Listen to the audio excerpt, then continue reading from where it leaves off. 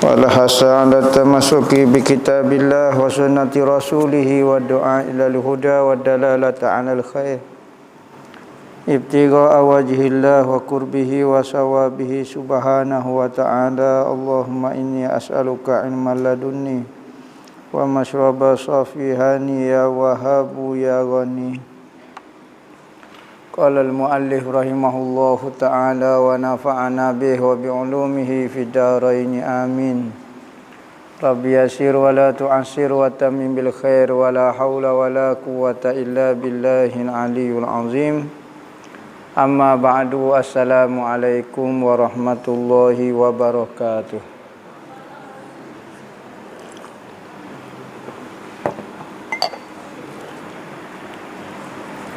Berkata Syekh Zainul Abidin dalam kitab dia Irsyadul Ibad ila Sabilir Rasyad, sehinggalah perkataan dia sekat mana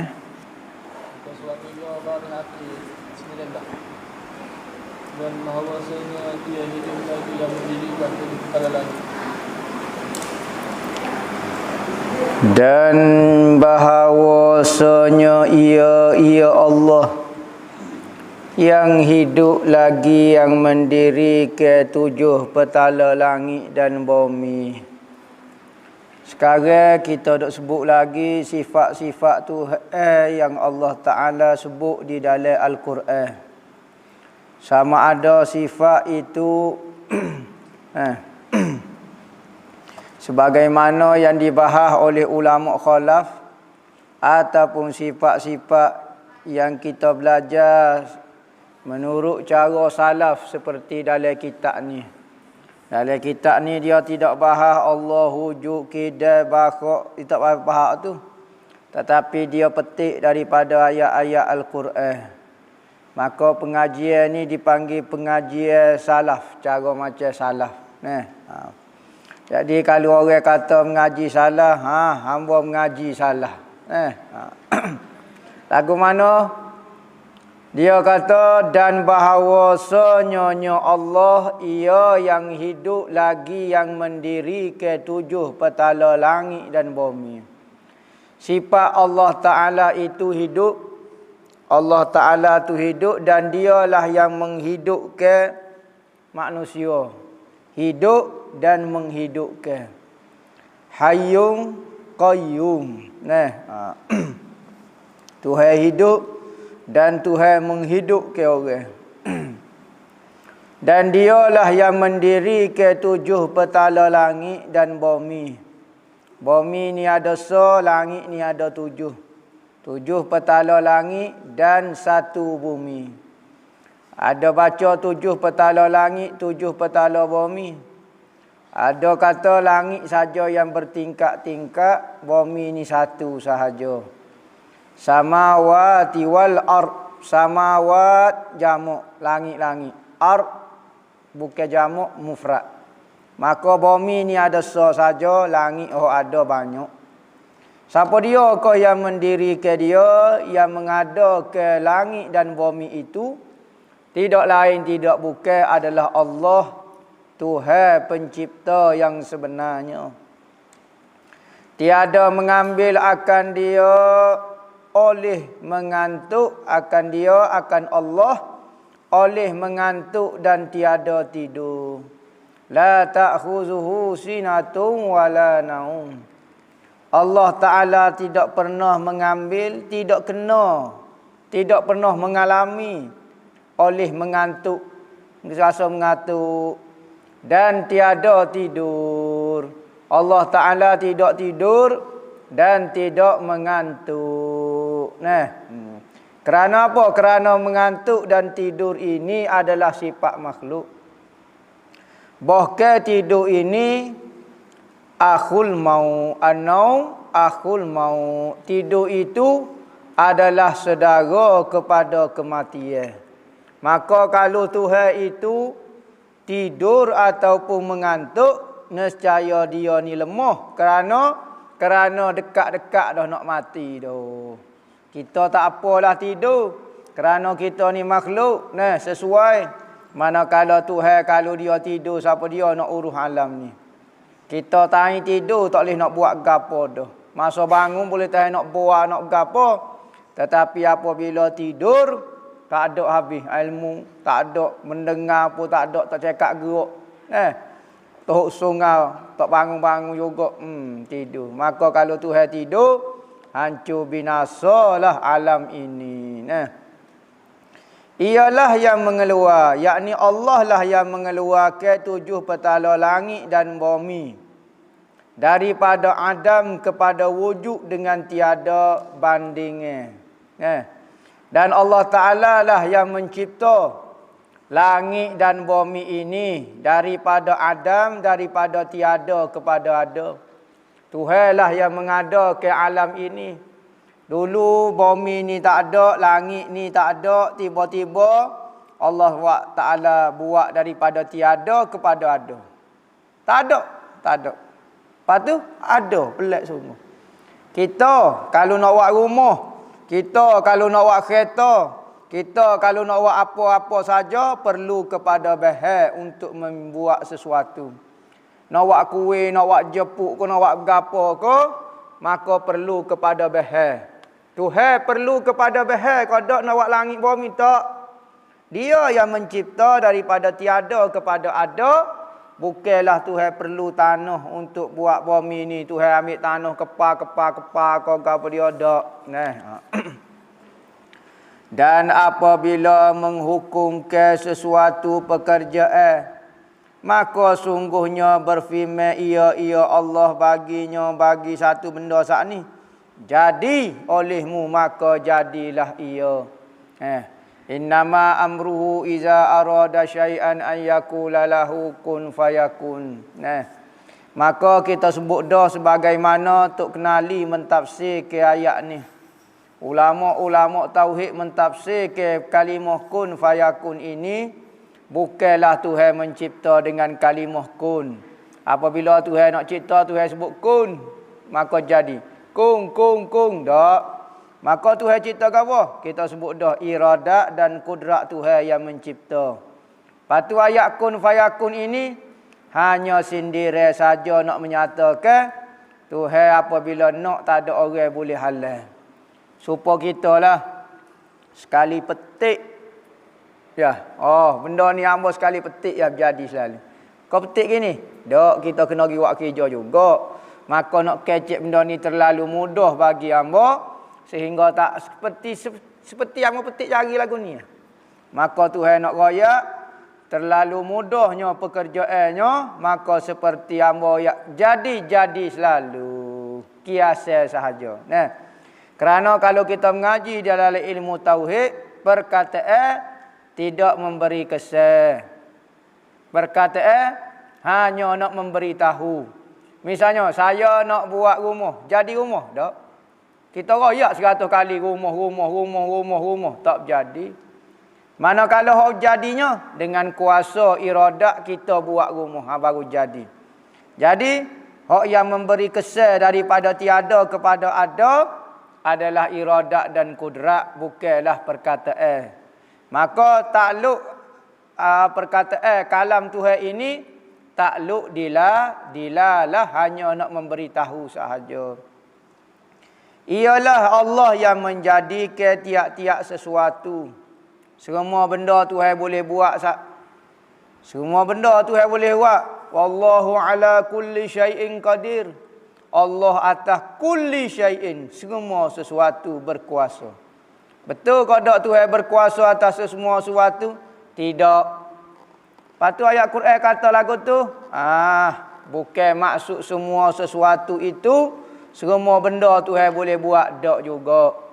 Tuhan hanya boleh buat benda harus sahaja. Yakni benda yang boleh menerima dua keadaan, ada dan tiada. Yakni kalau dia tak ada, Tuhan boleh peradakan dia. Ya, itu panggil benda harus. Ataupun dia ada sekarang, boleh dia tiadakan. Ya, maka kudrat iradat akan masuk campur kepada benda lagu ni. Manakala sifat wajib, benda wajib seperti Tuhan, Tuhan tak boleh cipta diri dia. Tuhan tak boleh cipta sayap ke, nak tambah body dia, nak tambah zat dia ke, tak boleh. Kerana zat Tuhan itu benda wajib, yakni benda sudah ada. Kalau Tuhan nak ada ke, tak dipanggil zat dia dah, panggil makhluk lain. Nah, kalau Tuhan nak mentiadakan zat dia, tak boleh sebab benda ada. Benda wajib ni benda yang mesti ada. Benda harus tak apa, kita nak buat benda tak ada jadi ada, benda ada boleh jadi tak ada, kemungkinan.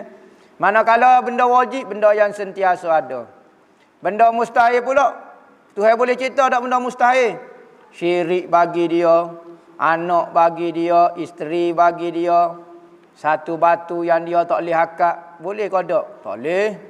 Mana mungkin? Maka Tuhan boleh cipta ke tak benda lagu tu? Tidak boleh mencipta kerana benda itu masuk dalam kategori benda mustahil yang tak boleh dicipta sama sekali. Kalau Tuhan nak mentiadakan benda mustahil, benda tu sudah tiada. Kalau Tuhan nak mengadakan benda mustahil, benda tu benda mustahil, kan benda tak ada. Ada ke tak batu yang tak boleh diangkat oleh Tuhan? Tak ada. Kerana Tuhan ni boleh menguasai semua benda. Tiba-tiba ada satu benda yang tak boleh diangkat oleh Tuhan, batu ke apa, maka kita hukum ke benda tu mustahil, maka tak boleh dicipta. Adalah seorang tu, tak tahulah, ada tempat pengajian, pensyarah jugalah dia, profesor ke doktor ke apa dia, tak tahulah. Dia tu rasa bahagian jabatan akidah dan falsafah. Jabatan akidah dan falsafah. Maka anak murid dia tanya, kata boleh ke tak Tuhan cipta satu batu sehingga Tuhan sendiri tak boleh akad? Maka profesor tu dengan yakin jawab, boleh. Tetapi cakap dia cipta, rugi lah dia. Tak kanah dia. Boleh kau tak Tuhan cipta satu benda yang sama hebat dengan dia? Boleh. Cuma kalau dia buat, rugi. Balah dengan dia apa semua, kalau rugi. Oh, pening. Demo jabatan akidah dan falsafah, demo mengajar lagu ni. Demo tahu kau tak benda mustahil, benda harus, benda gapo. Wallahu ala kulli syai'in qadir. Ala kulli tu kulli gapo. Ai ba'di kulli syai'in. Ulama tafsir pula. Sebab tu kita kena faham Al-Quran menurut ulama, bukan menurut bahasa dan faham kita sendiri. Kalau kita terjemah Tuhan berkuasa atas setiap sesuatu, berarti Tuhan boleh menguasai, boleh cipta diri dia, boleh cipta benda syirik, mengarut belaka dah tu. Tapi ayat Quran tak sebut lagu tu. Ayat Quran kata wallahu ala kulli syai'in qadir. Ulama kata ba'di kulli syai'in, setengah sebahagian. Dan benda harus pula sebahagian juga, tak boleh semua Tuhan cipta. Contohnya, Tuhan nak buat orang ni duduk sini, buat di Kelantan. Pada masa sekarang, Tuhan nak buat dia berada di Kelantan. Dia nak buat juga kawan tu berada di Kuala Lumpur, tak boleh. Nak buat sore lagi ya, bukan hak ni ya. Maka tak boleh juga. Benda apa? Mustahil. Tuhan tak boleh buat juga. Apa tu? Hak Tuhan boleh buat setengah daripada makhluk. Dia panggil apa dah? Mungkin mutaqabilat dipanggil. Benda-benda yang berlawanan seperti ada dengan tak ada, mesti Tuhan pilih salah satu. Kalau Tuhan nak buat dua-dua, Tuhan nak ada ke Zaid dan Tuhan tak ada ke Zaid dalam satu masa, tak boleh. Maka ala kulli syai'in qadir, atas tiap-tiap sesuatu itu menurut faham ulama, bukan menurut faham kita. Apabila mengaji bahasa Arab sikit terjemah kok si kok dah. Kalamullah pun tak reti. Kalamullah bahas kalamullah pun tak pandai. Tiba-tiba berani kritik ulama, berani kecek mengenai gapo. Sedarlah diri kita, kita ni jahil, tak ada ilmu. Dengarlah kata-kata ulama. Al-Quran tak boleh nak baca kalau tidak ada fahaman ulama, sesak barat. Ayat Quran ni sebut wallahu ala kulli syai'in qadir, memanglah, tetapi maksud dia gapo? Dan ialah Allah atas tiap-tiap sesuatu itu diserah kepadanya, kembali kepada Allah. ditawakal, diserahkan kepada Allah Ta'ala. Semua benda kita juga akan diserahkan kepada Allah Ta'ala, akan kembali kepada Allah Ta'ala. Dan bahawasanya ia Allah Ta'ala atas tiap-tiap sesuatu amat kuasa. Dan dengan tiap-tiap sesuatu amat mengetahui. Tuhan sangat mengetahui kejadian makhluk dia kerana dia yang mencipta makhluk dia. Kita sendiri tak kenal lagi diri kita, tubuh kita, tangan kita, urat kita, kita tak tahu fungsi dia, gapo dia. Berapa ribu urat ada dalam tubuh kita, kita tidak tahu. Diri kita, benda luar lagi-lagi lah. Tuhan tahu secara tafsir, gapo dia maksud urat ni. Urat ni gini, gapo dia. Kenapa dia perlu tahu? Dia kena tahu sebab dia yang mencipta segala-galanya. Hak ciptaan dia tak heran bagi dia untuk dia tahu. Nah.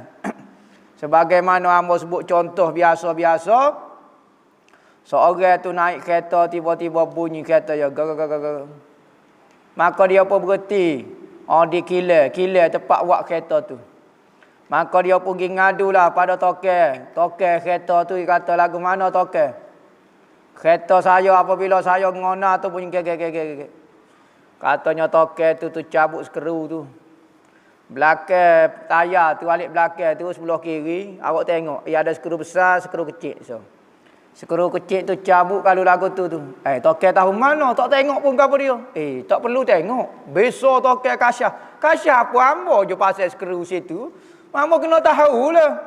Token Cina tu pun pandai dah jawab. Tu bukan Tuhan lagi, Tuhan semua benda dia buat. Kumai sekecil-kecil kumai pun dia tahu, apa lagi kita lagi-lagi lah dia tahu. Benda yang akan berlaku, benda yang sedang berlaku, benda yang telah berlaku, semua itu adalah kejadian Tuhan, makhluk Tuhan, maka Tuhan tahu secara terperinci. Senyap telah meliputi dengan tiap-tiap sesuatu ilmunya. Ilmu Allah Ta'ala menguasai semua benda kerana ilmu Tuhan lah. Jadinya kita ni hasil daripada ilmu Tuhan. Nak tengok setara mana ilmu Tuhan, tengok kejadian makhluk tu. Maka setiap inci di tubuh makhluk diliputi oleh ilmu Tuhan belaka. Pengetahuan Tuhan yang sangat jelas. Kadang-kadang makhluk tu sendiri pun tidak tahu. Dan ia terlebih menghinggakan tiap-tiap sesuatu bilangannya. Yakni Tuhan tahu bilakah, berapakah bilangnya sekata makhluk ni setara mana Tuhan tahu. Pasir berapa putih di pantai Tuhan tahu. Hak bentuk 3 segi, hak bentuk 4 segi, hak bentuk 5 segi. Apabila hari air ombak mari, maka pasir berapa ribu bergerak cemuk mana. Seci, 2 eci. Belaga sama sendiri, keluar debu pulak Tuhan tahu secara terperinci. Kerana dia yang dia buat. Dia tahu secara tafsil. Bukan secara ijmal. Ada setengah orang sesak kata Tuhan tahu secara umum gitulah. Secara tafsir tak tahulah. Berat. Tuhan tak tahu lagu tu, tahu secara umum munasabah. Dan tiada hilang dan tiada lenyap daripada ilmu Tuhan.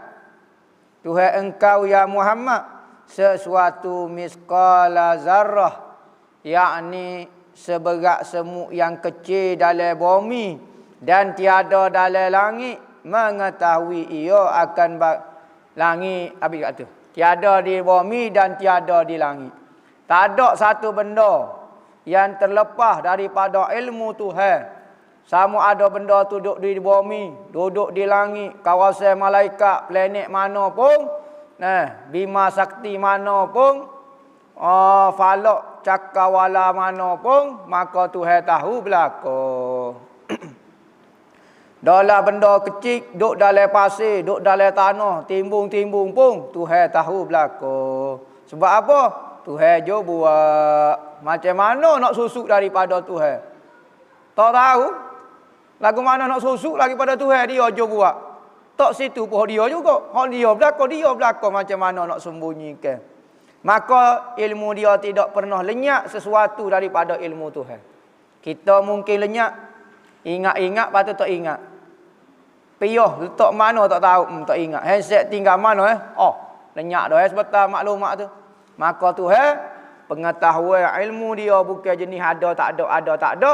Kerana dia yang mencipta alam ini jelas bagi Tuhan. Mengetahui ia akan bagai yang bergerak-gerak, taharrak, bergerak di dalam bumi dan bagai yang keluar daripadanya daripada bumi. Bagai yang turun daripada langit dan bagai yang naik padanya. Tuhan tahu belaka. Bagai duk dalam bumi. Duk dalam bumi tu gerak ke dia. Gerak ni seperti pokok-pokok. Jatuh biji benih, maka Tuhan pun gerak ke benih-benih tu. Apabila pecah biji benih tu, maka tu awak tarik benih dia gerak, raka sekali timbul. Tuhan tahu. Hak benda atas langit Tuhan tahu. Hak turun daripada langit Tuhan tahu. Hak dalam bumi Tuhan tahu. Hak keluar daripada bumi Tuhan tahu belaka. Kerana semua itu adalah makhluk dia. Sedikit pun, setiap inci tubuh makhluk itu, setiap jekar tubuh makhluk, pengetahuan Tuhan meliputi semua tu. Dan ia serta kamu barang mana ada kamu. Ni, ngaji cara salah lagu ni. Tak ngaji cara kholah ni, kita ngaji cara salah. Kalau orang tanya, demo pernah ngaji salah? Demo dok kata ambo ni Wahabi. Ambo ngaji salah. Ambo ngaji juga salah. Tapi ambo kata demo Wahabi. Sebab salah lagu lain. Wahabi lagu lain. Jangan ditipu. Ada setengah ni tak mengaku dah Wahabi, dia mengaku dia Salafi. Sebab orang kata salah ni betul. Salah ni ahli sunnah wal jamaah. Maka dia pun nak kata kholah, kena ngaji sifat 20. Ambo pun tak usah ngaji sifat 20. Ambo nak ngaji cara ambo, tapi ambo nak kata biar nak tipu orang sikit, ambo kata salah. Sebab tu pok kita kena ngaji juga salah. Baru tahu siapa dia kau salah yang sebenar, mana kau hak salah. Pok dia ngaji tauhid 3 tu. Bukan tauhid salah pun. Tauhid mari mana tak tahu. Tahun 900 baru muncul dah. Kita ngaji cara ni, cara Al-Quran ni. Ayat-ayat Quran saja cuma dia terjemah dah. Wallahu ala kulli syai'in qadir. Apa dah? Allahu la ilaha illa wal hayyul qayyum allazi khalaqas samawati wal ard. Yang ambil ayat-ayat Quran lagu tu, maka dijadikan akidah kita. Maka dia kata, dan ia Allah serta kamu barang mana ada kamu. Mu duduk mana pun Tuhan tahu. Dan Tuhan berserta dengan kamu barang mana ada kamu. Mu duduk mana pun Tuhan akan pengetahuan Tuhan, ilmu Tuhan bersama dengan kita. Ada banyak syarah makna dia. Wa huwa ma'akum aynama kuntum. Dan Allah bersama kamu di mana saja kamu berada. Kita ahlu sunnah wal jamaah kata Tuhan tidak bertempat. Duklah mana-mana, tak boleh kita kata Tuhan bersama kita. Mana jadi bertempat pula. Matu katanya Mu'tazilah, Tuhan berada di mana-mana tempat. Beza. Tuhan tidak bertempat dengan Tuhan berada di mana-mana tempat. Kalau Tuhan berada di mana-mana tempat, berapa Tuhan? Duk dengan kawan ni lagi, duk dengan kawan tu, duk dengan kawan tu. Pas berapa Tuhan? Ada kata tak, kita duduk dalam Tuhan. Sebab tu kita pergi mana-mana pun duduk dalam Tuhan kan? Supaya ni air ni duduk dalam bekas. Pergi mana-mana air duduk dalam bekas tu. Maka ada ajaran sesat kata kita duduk dalam Tuhan. Welung. Pas Tuhan ni besar mana? Ya macam budak kau mana? Duduk dalam perut Tuhan kau mana? Sesat juga.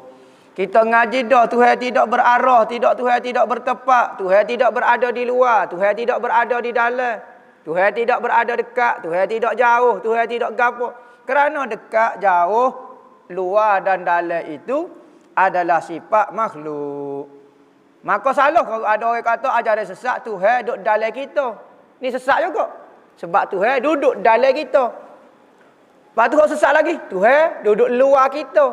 Sesat juga. Lepas tu lagu mana? Oh, Tuhan tidak bertepat. Bukan Tuhan duduk luar kita. Maknanya kalau kita kata Tuhan duduk dalam kita, salah. Ya, salah, sesat. Lepas tu kalau tu duduk dalam, duduk luar. Ya dua tu ya, dalam luar. Luar dalam duduk. Dalam luar. Nah, dalam luar. Dalam luar pula. Duduk dalam luar. Dalam ataupun di luar. Boleh berlaku. Makhluk berlaku. Maka kalau kita kata Tuhan duduk dalam kita pun sesat. Tuhan duduk luar kita pun sesat. Kita duduk dalam Tuhan pun sesat. Kita duduk depan Tuhan pun sesat.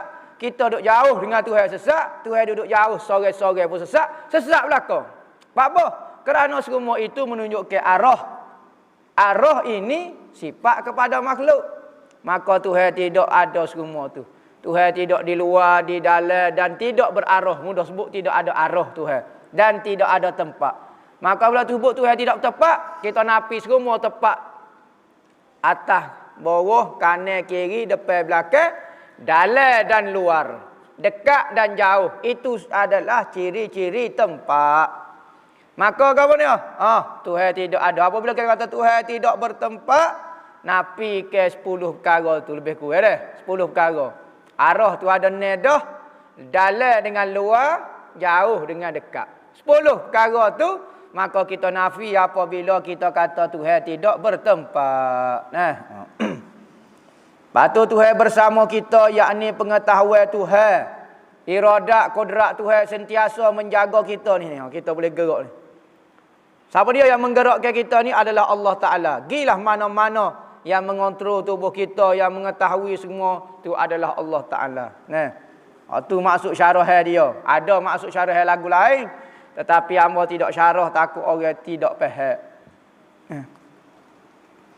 Dan Allah Ta'ala dengan bagai yang dikerjakan oleh mereka itu makhluk amat melihat.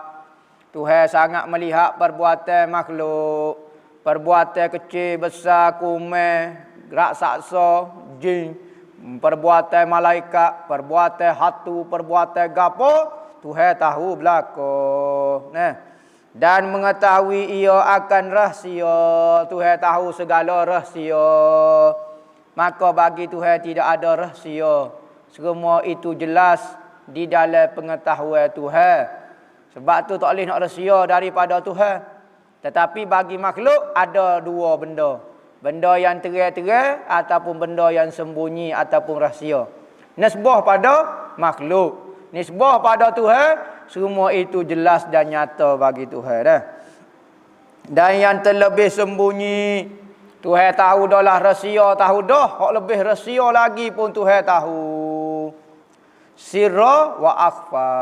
Tuhan tahu rahsia wa akhfa. Dan hak lebih sembunyi daripada rahsia-rahsia, Tuhan pun tahu juga. Dan mengetahui ia Allah bagai yang di dalam darat dan laut. Duk ada darat gapo dia, ada harta, ada emas, ada galia, ada minyak. Tak. Dan dalam laut pula Tuhan tahu ikan nam gapo dia ada dalam laut, mutiara ada belaka. Dan tiada bagai yang gugur daripadanya kayu, melainkan diketahui akan dia. Pokok kayu gugur, daun kayu patah, kak bunyi. Cemuk mana patah, senggai cemuk mana, Tuhan tahu belaka. Kerana semua itu adalah kejadian makhluk dia belaka. Dan tiada satu biji di dalam kelam malam pada bumi. Satu biji, benda kecil, sebutir, duduk dalam gelap malam, tak nampak apa. Tiada yang basah sama ada butir itu basah. Dan tiada yang kering. Basah kering Tuhan tahu belaka. Melainkan terhingga di dalam kitab yang nyata. Terhingga yakni sudah tertulis. Sudah ditersusung dah di dalam kitabun mubin. Kitab Allah yang nyata. Ada kata kitab yang nyata di Lauh Mahfuz Tuhan tulis belaka dah. Kejadian makhluk ni sudah tertulis dah. Hak dalam ilmu Tuhan lagi-lagilah banyak. Dan bahawasanya Allah Ta'ala berkehendak. Wallahu a'lam. Ustaz mohon ijazah amalan mandi 7 selawat dan kaifiatnya. Apakah kelebihan mandi 7 selawat? Hamba tak tahu amalan mandi 7 selawat ni tak tahu nah. Jika dalam berhadas boleh kodok kita menegur bacaan Al-Quran. Kalulah maksud hadas kecil boleh. Kalau hadas besar tak boleh tegur kecuali benda-benda darurat. Kita boleh baca Al-Quran ketika kita berhadas kalau kita dalam darurat. Contoh dalam darurat lagu mana? Contohnya kita hafal Al-Quran, maka kita terpaksa ulang Al-Quran.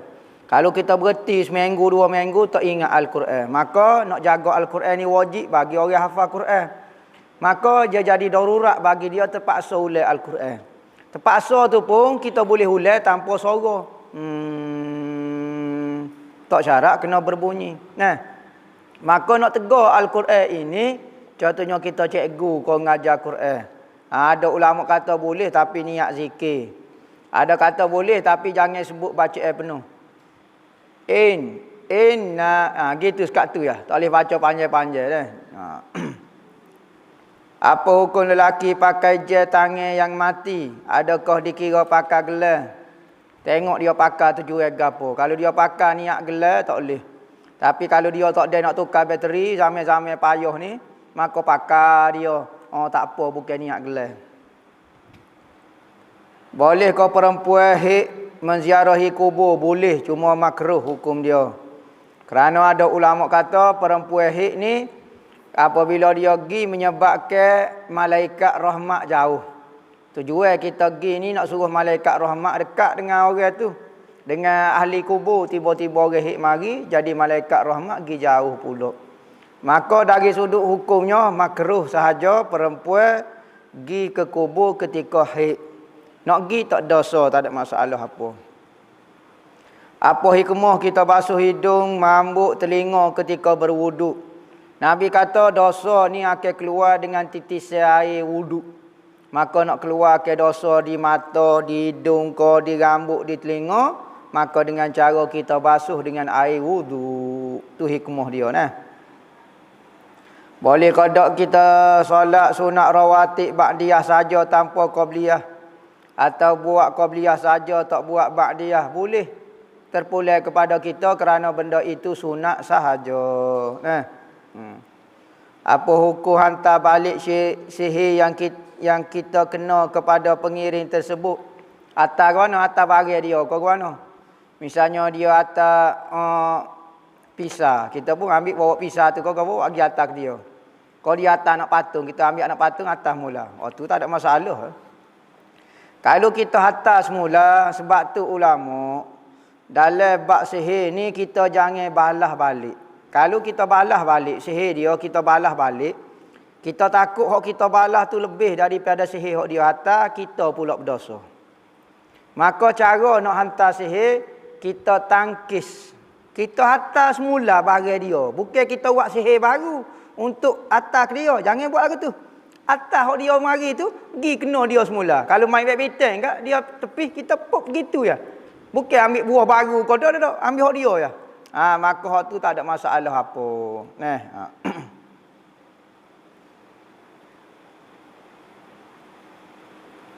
Ustaz nak tanya, ada ustaz di Indo cakap Rasulullah suka orang ada tanda hitam di dahi, betul ke tak? Tanda dahi hitam. Oh ni dok Nabi pun tak suka, sahabat-sahabat pun tak suka. Masalah ada tanda dahi hitam di dahi.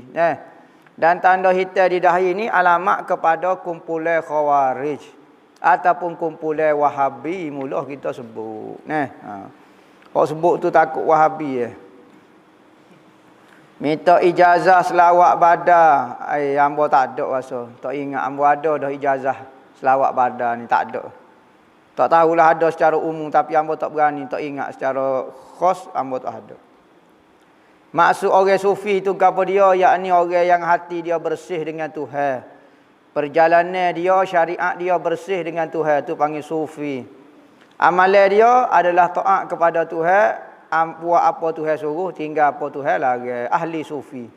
Masalah orang duk bersaing dengan orang sufi, dia bukan orang sufi, itu dipanggil mutasawwif.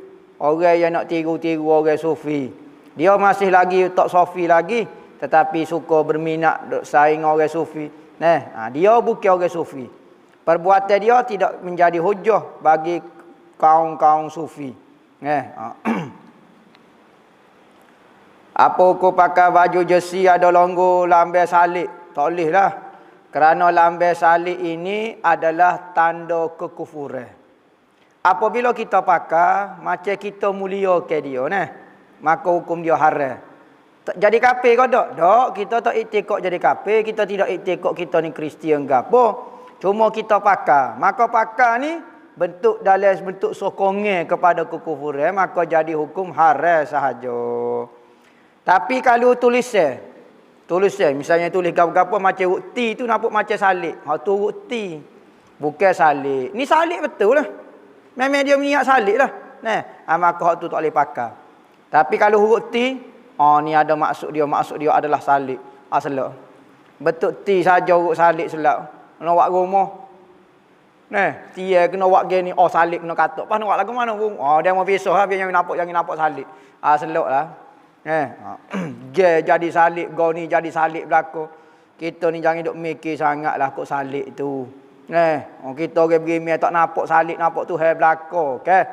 Apa jadi tengok sini nampak macam salib pula lambang. Apa pula? Lainlah betul salib betul. Urut T pun gaya kepada. Nak minta ijazah amalan wirdul latih dan apa kebaikan dia. Wirdul latih ni karangan Imamul Haddad. Baca lepas pada subuh dengan sebelum daripada maghrib. Waktu wirid biasa orang baca waktu tu kerana dapat pahala banyak. Kerana dapat catatan di dua malaikat. Malaikat malam turun temu ada, malaikat hok nak naik pun temu juga. Jadi di dua buku catatan. Kita buat sekali tapi kena di dua buku catatan. Kebaikan wirdul latih sangat banyak. Ada banyak kitab mengarang mengenai syarah wirdul latih ni banyak sangat. Kelebihan dia macam-macam. Cuma ulama dulu tak sebut kerana takut orang duk ingat kelebihan dia pula. Setiap doa-doa tu ada kelebihan kerana Imam Haddad dia petik daripada hadis-hadis Nabi mengenai kelebihan doa maka dikumpulkan jadi wirdul latih. Boleh hampir ke semua ayat-ayat di dalam wirdul latih bersumber daripada hadis.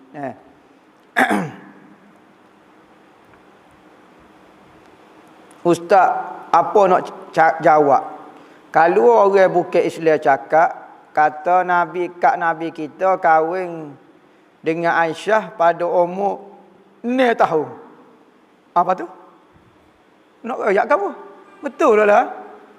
Salah ke apa dia nya? Nikah umur 7 tahun, duduk dengan Aisyah pada umur 9 tahun. Kita percaya lagu tu. Lepas tu kafir salah ke apa dia? Tak ada masalah lah. No, ya ke apa dia? Ya kata betul lah tu lah. Boleh kau tak jelaskan ciri-ciri orang yang fasik? Orang fasik ni orang yang buat dosa besar ataupun suka buat dosa-dosa kecil sehingga dia dipanggil orang yang jahat. Fasik tu. Fasik ni mudah sebut orang jahat. Kapung tu budak ni tak juru. Jadi fasik tu.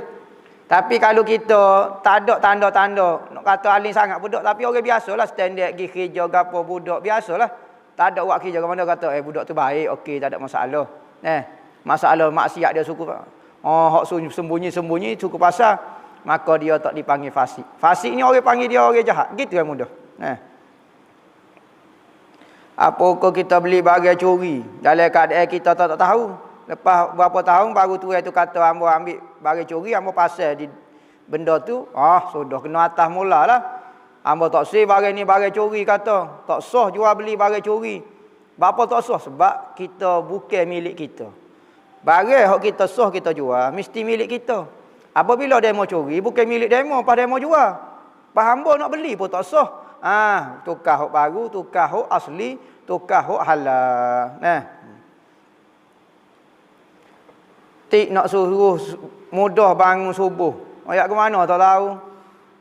Lagu mana tak erti macam-macam lah. Buatlah lagu mana. Buat koci jel kau lagu mana. Kita ada cita-cita nak bangun subuh. InsyaAllah mudah bangun subuh. Buatlah lagu mana. Misalnya ikat kaki dengan besi kau. Gapo dia kau. Siapa pukul 4.30 kau pukul 5. Setengah kara. Kara. InsyaAllah bangun. Buatlah. Moga kita nak bangun subuh ke. Setara mana berat kita. Boleh kodok buat korban atas orang yang telah meninggal dunia? Tak boleh. Pendapat muktamad mesti orang mati tu buat wasiat dulu. Sebab korban ni ibadat. Kita nak buat ibadat mesti dapat izin daripada tuan milik dia, tuan badan dia. Kalau tuan badan tak pernah wasiat ke, contohnya kata saya apabila mati, siapa dia nak buat kebajikan, nak wakaf ke, nak rebel atas nama saya izin ke. Tak apa tu. Ni dia pakai mati selok terkekeh lagu tu, kita pun nak buat rebel kepada dia, tak boleh. Patut orang dia buat lah ni ramai-ramai tu, rebel untuk mak ayah, gini. Dia buat korban tu. Nama dia lah. Cuma dia kata, ya Allah, kalau ada pahala, saya hadiah kepada ibu bapa saya yang telah meninggal dunia. Hak tu boleh. Hadiah pahala. Bukan buat korban ke dia. Bagaimana dalam solat kita was-was dengan tajwid serta sebutan dalam bacaan surah, adakah batal solat kita? Sah. Was-was tu setan, bukan ibadat pun. Lepas solat ada tarik cicak dekat kaki, lepas tu solat semula kena niat macam mana? Kena niat iadah ke dak? Iadah apa dah batal dah sembahyang. Ya bukan iadah, dah sembahyang biasa saja aku sembahyang fardu maghrib dah lah. Iadah ni sembahyang ulang ni kalau sembahyang hak pertama itu sah. Maka kita ulang atas nama sah. Maka kalulah sembahyang pertama tidak sah, maka sembahyang ni sembahyang kali pertama hak tak ni tak sah, maka tak perlu i'adah, tak sebut perkataan i'adah. Ibu saya sakit sembahyang hormat waktu, lepas berapa hari mak saya meninggal, perlu kodok ganti sembahyang tu. Oh ya, sembahyang hormat waktu lagu mana? Kalau dia sembahyang hormat waktu cukup syarat ke apa dia, cuma dia tak boleh bangun ke, gapo-gapo dia ko, sekadar dia buat dah, maka tak perlu qada dah. Tak perlu bayar fidyah gapo dia dah. Tetapi kalulah dia semaya hormat waktu ni dia boleh semaya molek, tapi dia semaya tak cara ambil semaya ke gapo, maka betul-betul hormat waktu semaya tu dia kena qada semula ataupun kena bayar fidyah lepas ada mati. Apa hukum orang jaga lembu, lepas tu dia lepas lembu tu berok kosi-kosi lah gapo dia makan tanah orang. Hukum pega lembu itu harus. Menternak, memelihara lembu tu harus. Maka tak dosa. Jangan marah dia pega lembu. Marah dia lepas binatang itu kerana menyakitkan hati orang mukmin itu berdosa. Cara orang pega lembu nak menyakiti hati orang, dia lepas lembu dia pergi makan ni orang. Maka orang sakit hati. Maka hukum dia berdosa orang pega lembu tu. Bukan sebab dia pega lembu. Dah dosa sebab dia lepas dan menyakiti hati. Kalau dia lepas tapi tak sakit hati orang. Dia lepas lembu dia. Maka pergi makan habis. Makan nasi, makan McDonald habis. Seluruh makan belakang. Makan air melu apa dia. Orang tak marah. Suka pula ke lembu dia. Maka tidak berdosa. Ya berdosanya orang pega lepas ni sebab marah ke orang. Orang tak reda. Sakit hati. Tu ya dia berdosa tu. Bukan kata dia dimakan tu. Kalau makan tu itu suka, tak ada masalah apa. Apa hukum langgar lari sehingga menyebabkan rosak kenderaan? Gini. Kalulah rosak kenderaan orang, punah kenderaan kita orang dengan sebab cuai kita, kalau kita lari berdosa. Tapi kalau tak sengaja kau gapo dia gano kau ataupun cuai dia, kita lari tak ada masalah apa. Nampak? Sebab apa? Sebab kita lari daripada nak tunaikan hak orang. Punuh bagi orang kerana kita kena wajib ganti rugi. Masalah dia kata tak apa, maaf tu cukup pasal. Tapi kita jangan lari, kena bertanggungjawab. Gitu. Berdosa dah, hak dia. Perlu belajar ilmu fardu ain setakat mana hak dia. Bab tauhid siapa kita kenal mana makhluk, mana Tuhan. Sekat tu, beres. Pekoh pula ibadat biasa semaya, mandi junub, ambil air semaya, benda batal ke semaya, puasa jari-jari. Ada pitih ngaji bab zakat. Ada pitih lagi bab lagi ke Mekah, ngaji bab haji. Ada pitih lagi nak buat rumah sewa, ngaji bab rumah sewa. Nyewa bab nyewa. Lepas tu ada pitih nak bergadai pula, ngaji bab gadai menggadai. Lagu tu lah. Tasawuf pula. Amal ke ilmu tasawuf. Sehingga bersih hati kita, tak ada mazmumah, ada mahmudah saja. Saya suka melukis, boleh kodok lukis gambar kosik gitulah, tulis lukis komik sekadar suka-suka. Adakah termasuk dalam orang mencipta berhala? Ulama khilaf. Kalau buat patung tak boleh. Kita ukir patung, hak tu haram sepakat. Manakala kita buat lukisan, ada ulama kata boleh.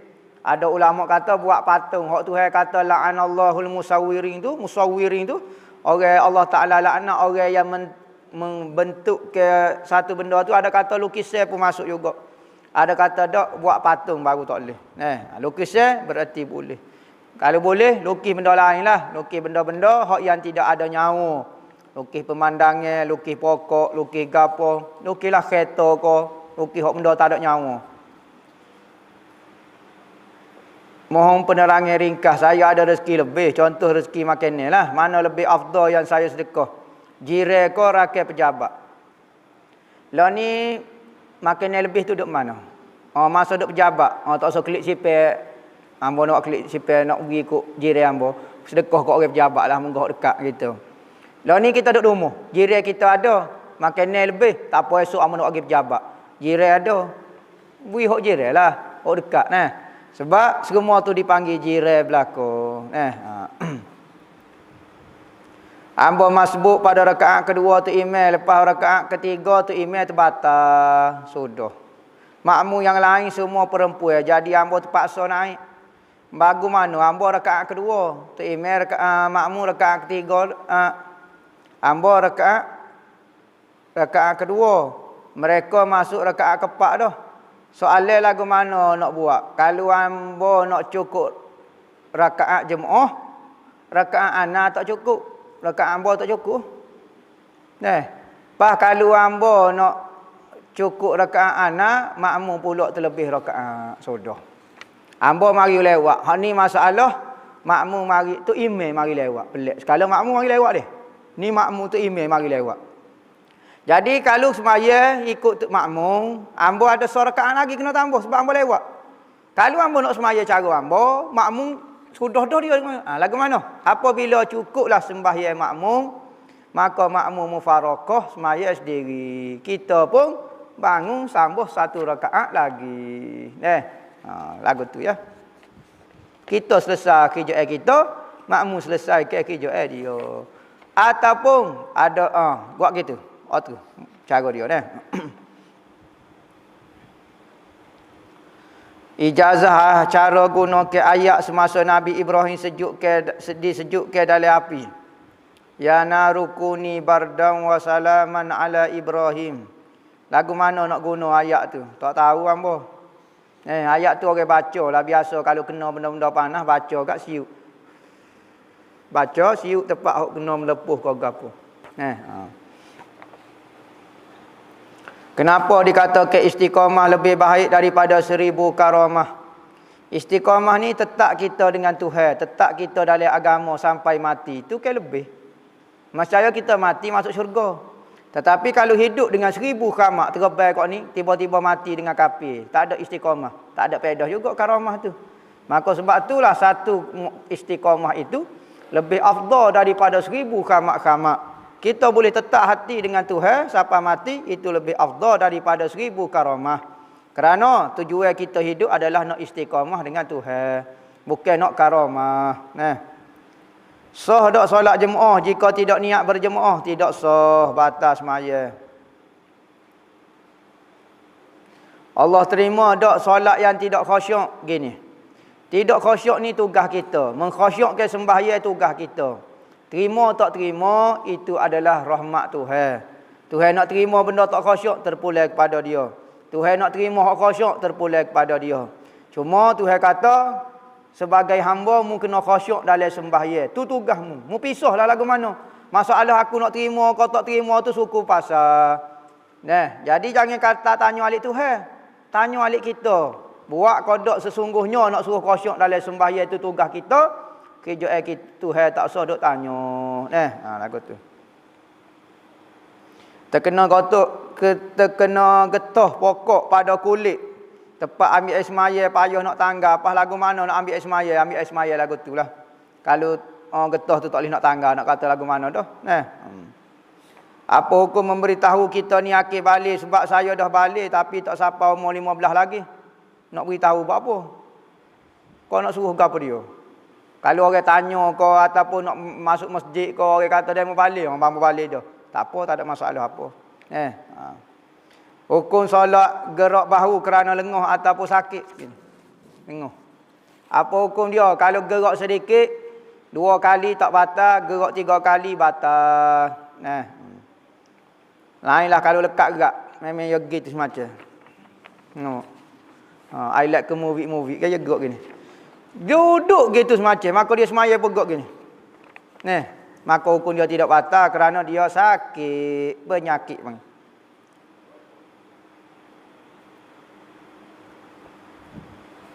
Mohon ijazah amalan kasyah. Oh, tak tahu hamba nak jadi kasyah, hamba pun tak kasyah juga. Betul ada seorang ustaz bagi tahu dalam videonya, katanya Rasulullah tidak membaca atau tidak menyuruh sahabat membaca surah Yasin pada orang yang sedang nazak dan mati, dan juga tidak menghadiahkan Fatihah pada si mati kecuali doa sahaja. Boleh komen ke tak? Nabi kata iqra'u Yasin ala mautakum. Bacalah kamu Yasin kepada orang mati kepada kamu. Ni Nabi baca Yasin. Nabi suruh. Lepas tu ustaz tu ikut. Orang ikut Nabi, dia ikut ustaz tu. Ustaz kau jolo kau dok dia ustaz tu. Nabi kata baca Yasin kepada si mati dari orang mati, mautakum daripada kamu, orang mati daripada kamu. Tu orang nak mati. Mana ada kata orang nak mati? Mauta dia kan mati. Apa pandai-pandai terjemuh nak mati pula? Mana boleh baca? Boleh baca. Ulama kata baca Yasin, orang nak mati pun sunat, orang mati dah pun sunat. Patut tidak menghadiahkan Fatihah pada si mati. Ni memang tak ada lah. Tetapi kita baca Al-Quran, hadiah pahala kepada si mati. Ulama buat lagu tu. Ambil istidlal daripada hadis-hadis Nabi. Boleh. Tapi Nabi tak pernah larang kita baca Fatihah kepada si mati. Ustaz tu Wahabi takut macam-macam lah dia tak suka kak. Dia kata tak ada faedah lah baca Fatihah lah apa dia. Ustaz macam mana nak kenal ulama yang sebenar? Ulama yang mengikut Al-Quran dan hadis dan ilmu dia yang benar. Siapa-siapa pun dialah ulama yang benar. Bukan kata sayalah ulama yang benar. Sayalah yang jujur, yang ikhlas, yang tawaduk, yang tasawuf, yang walinya. Dia kobehannya. Wahabi pula tu. Tak sebenar lalu lah.